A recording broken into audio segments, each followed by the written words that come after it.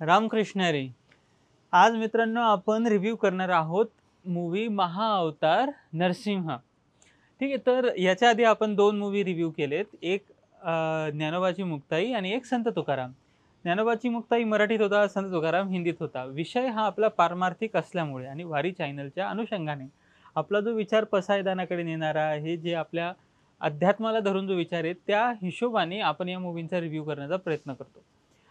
निराशाजनक हे झालं, की दोन्ही मूव्हींचा आम्हाला पॉझिटिव्ह रिव्ह्यू नाही करता आला. कारण की त्यात होतच निगेटिव्ह. म्हणजे त्या गोष्टी मनाला असं समाधान देणाऱ्या नव्हत्या. तर आज आज आपल्या नशिबात, आपल्या भाग्यामध्ये अशी गोष्ट घडली आहे सध्या या जगाच्या सद्भाग्यानुसार, की आज आपल्याला एका गोष्टीबद्दल मन भरून चांगलं बोलता येणार आहे. आणि ती म्हणजे महाअवतार नरसिंह हा चित्रपट.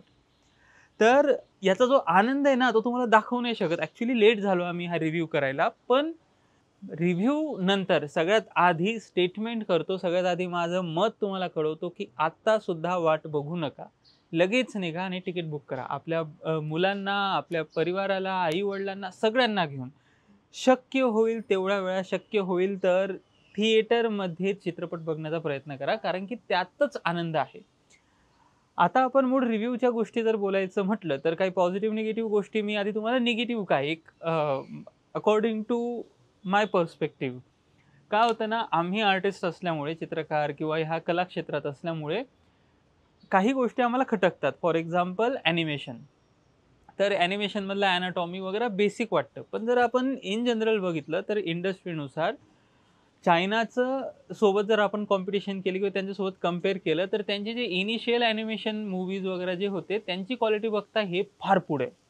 फार म्हणजे फार पुढे आणि त्यांनी तेव्हापासून ते निर्माण करायला सुरुवात केलं. त्या लोकांनी त्याला सपोर्ट केलं. त्यांचं जे कल्चरल कंटेंट होता, त्या लोकांनी सपोर्ट केला. इव्हन ते फार लो क्वालिटी होतं. आज त्यांचं निझा म्हणून एक मूव्ही आलाय चित्रपट ॲनिमेशन आहे. काय बाप चित्रपट आहे! काय त्याचं ॲनिमेशन आहे. पण त्याचं बजेट पण तेवढं आहे आणि सेम गोष्ट जर आपण कंपेअर करायची झाली ह्या चित्रपटासोबत, हॅट्स ऑफ. इतकं चांगलं एक्झिक्युशन शक्य नव्हतं, पण ते आपल्याकडनं अपेक्षितही नव्हतं. ते करून दाखवलेलं आहे या लोकांनी. पॉझिटिव्ह गोष्टी तेवढंच एक ॲनिमेशनची गोष्ट सोडली, की ते थोडीशी साधारण आहे, पण ते तुम्हाला जाणवणारही नाही. याच्याकरता एक बेसिक उदाहरण, की हॉलिवूडच्या मूव्हीजमध्ये भरपूर वेळा असं असतं, की काही चुका असतात, पण बाकीच्या गोष्टी इतक्या लार्जर दॅन लाईफ असतात, की त्या चुका आपल्याला कळतही नाही किंवा त्याच्याकडे लक्षही जात नाही. सेम गोष्ट या मूव्हीसोबत होईल. तुम्ही विसरून जाल.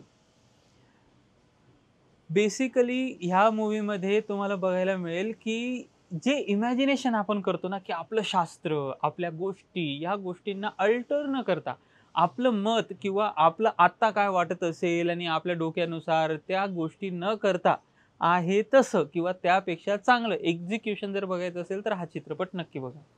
कृतयुग काय असू शकतं, सतयुगामध्ये कसं असेल भारत, जग, पृथ्वी कसं असू शकते.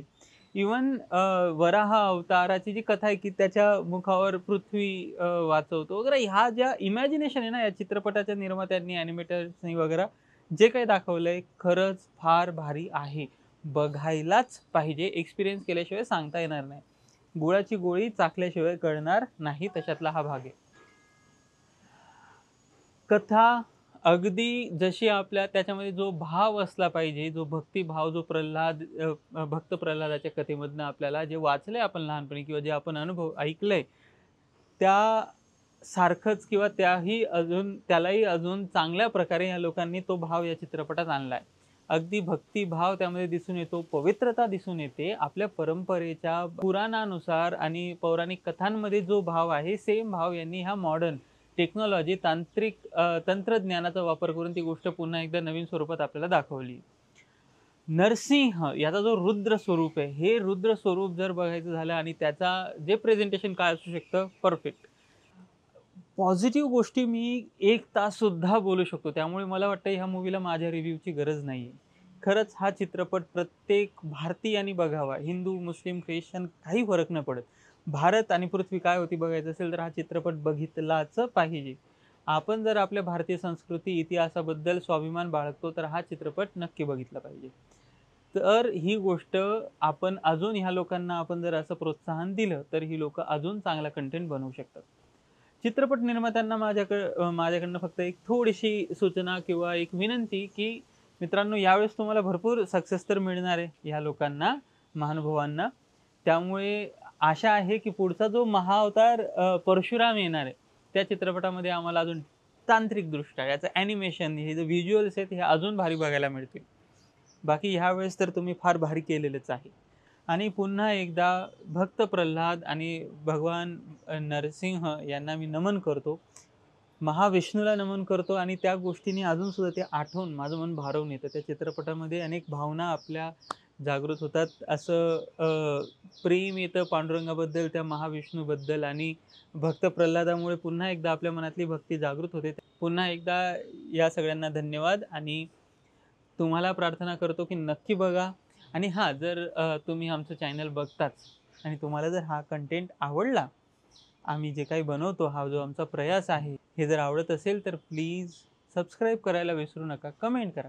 भरपूर लोकं बघतात पण मात्र सबस्क्राईब केलेलं नाही आहे त्या लोकांनी. ते असं ॲनालिटिक्समध्ये आम्हाला असं दिसतं की भरपूर लोकं बघत आहेत पण त्यातले सबस्क्रायबर्स फार कमी आहेत. तर तेवढीच एक विनंती, सबस्क्राईब करा. ही गोष्ट आम्हालाही प्रोत्साहित करते, हे काम अजून अव्याहतपणे चालू ठेवण्याकरता.